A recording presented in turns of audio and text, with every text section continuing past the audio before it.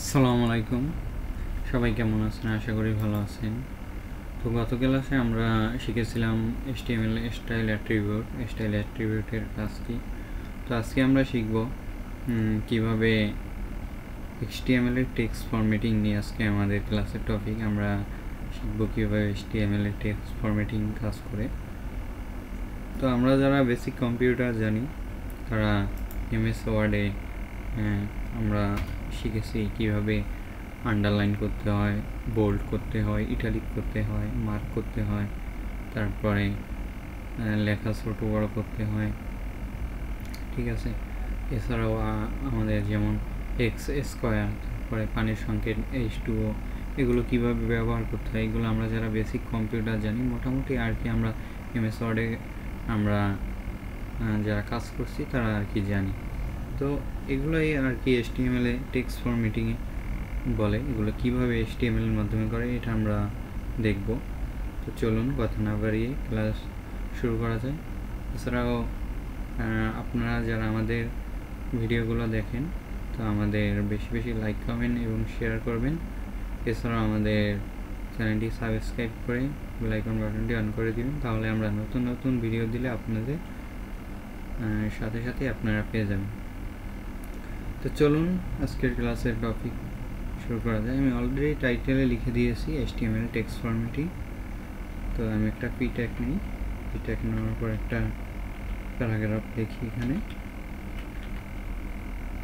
এখন আমি সেভ দিই। এই যে রিলোড দেওয়ার পর এটা আসলো। তো আমি চাচ্ছি যে আমি এখান থেকে এটুকু বোল্ড করব। হ্যাঁ, এটা আমি করব কীভাবে? এটার জন্য আমাকে এখানে বি ট্যাগ ব্যবহার করতে হবে। বি ট্যাগের ক্লোজিং বি ট্যাগ হবে।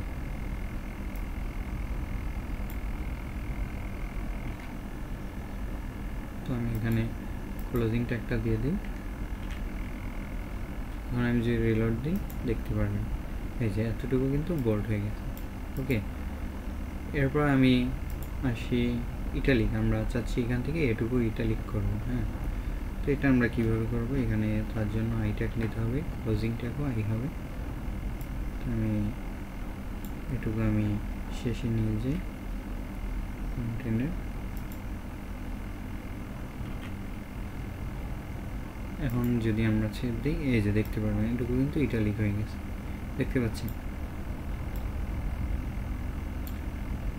এরপর আমি চাচ্ছি এখান থেকে এটুকু আমি আন্ডারলাইন করব। হ্যাঁ, তো আন্ডারলাইন করার জন্য এখানে ক্লিক করতে হয়, ইউ ট্যাগ নিতে হয়। তো আন্ডারলাইন ক্লোজিং ট্যাগও ইউ, ঠিক আছে। আমি চাচ্ছি এখান থেকে এতটুকু আন্ডারলাইন করব। আমি নিয়ে নিলাম, এখান থেকে রিলোড দিয়ে এই যে দেখতে পারবেন আন্ডারলাইন হয়ে গেছে। এরপর আসি আমরা যে মার্ক করব। ধরেন আমি একটু লেখা এখান থেকে এটুকু মার্ক করব, ঠিক আছে। মার্ক করার জন্য কি করতে হয়? আমাদের মার্ক ট্যাগ নিতে হবে, মার্ক।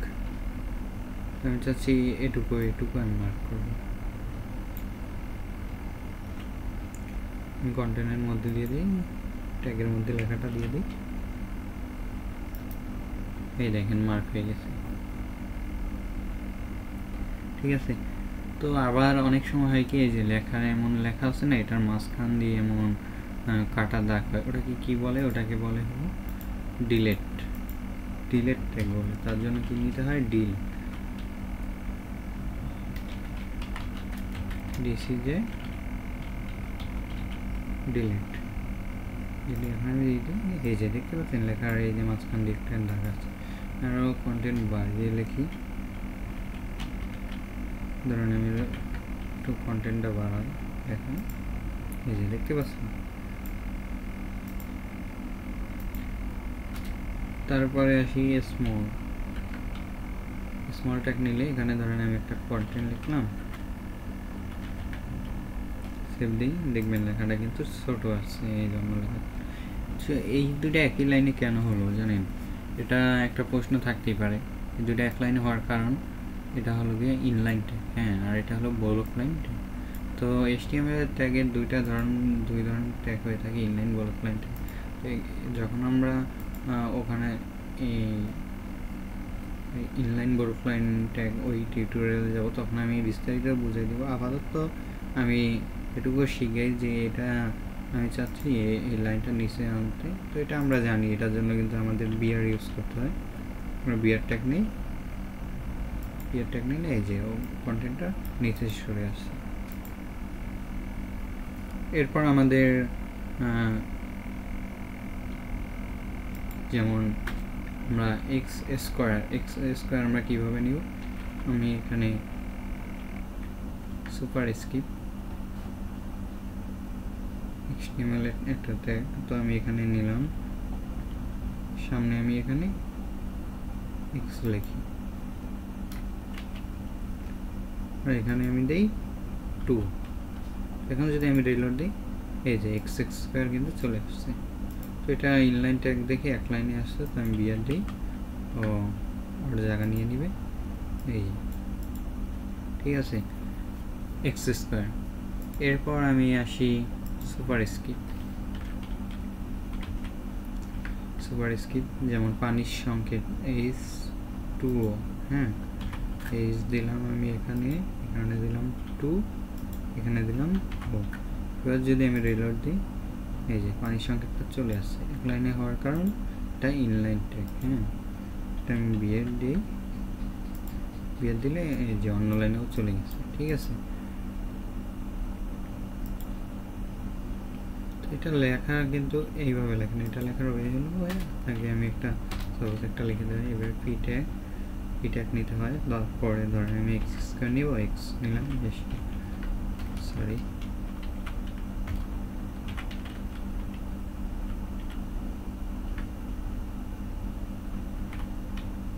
এখানে 2 নিলাম, ঠিক আছে। এই যে এভাবে লিখতে হয়, এভাবে পি ট্যাগ দিয়ে তারপর লিখতে হবে। তো আশা করি আপনারা বুঝতে পারছেন যে HTML টেক্সট ফরম্যাটিং কী কাজ, এগুলো দিয়ে কী করে। তো এরপর আসি HTML এ, যেমন স্ট্রং ট্যাগ দিয়ে কী করে। তো আমরা যেমন অনেক সময় নোট লিখি, নোট কেমন, যেমন এখানে আমি একটা পি ট্যাগ নিলাম, তারপরে আমি একটা প্যারাগ্রাফ নিলাম, নেওয়ার পরে আমি একটু রিলোড দিই, আপনাদের দেখে। যেমন অনেক সময় এখানে আমি ধরেন একটা নোট লিখে রাখলাম, ঠিক আছে, যেমন এই যে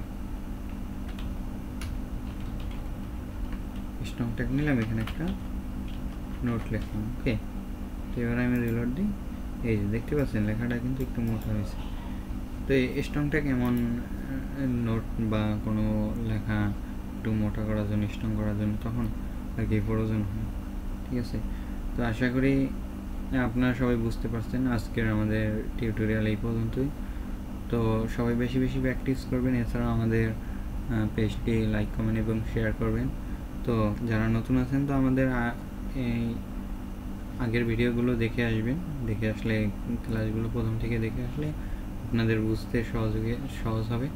এছাড়াও আমরা ওয়েব ডেভেলপমেন্ট, ওয়েব ডিজাইন একটি ফুল রোড ম্যাপ আপনাদের দিয়ে দিব। এছাড়াও অনলাইন থেকে কিভাবে আপনারা কাজ পেতে পারেন, এছাড়া বায়ারকে কীভাবে কাজ বুঝিয়ে দিবেন, সব কিছু মিলে আপনাদের freelancer.com, ফাইবার, আপওয়ার্কে কীভাবে আপনারা আপনাদের অ্যাকাউন্ট খুলবেন, সব কিছু আমরা দেখিয়ে দিব।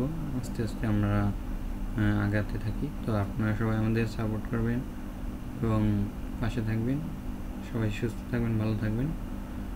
আল্লাহ হাফেজ সবাইকে।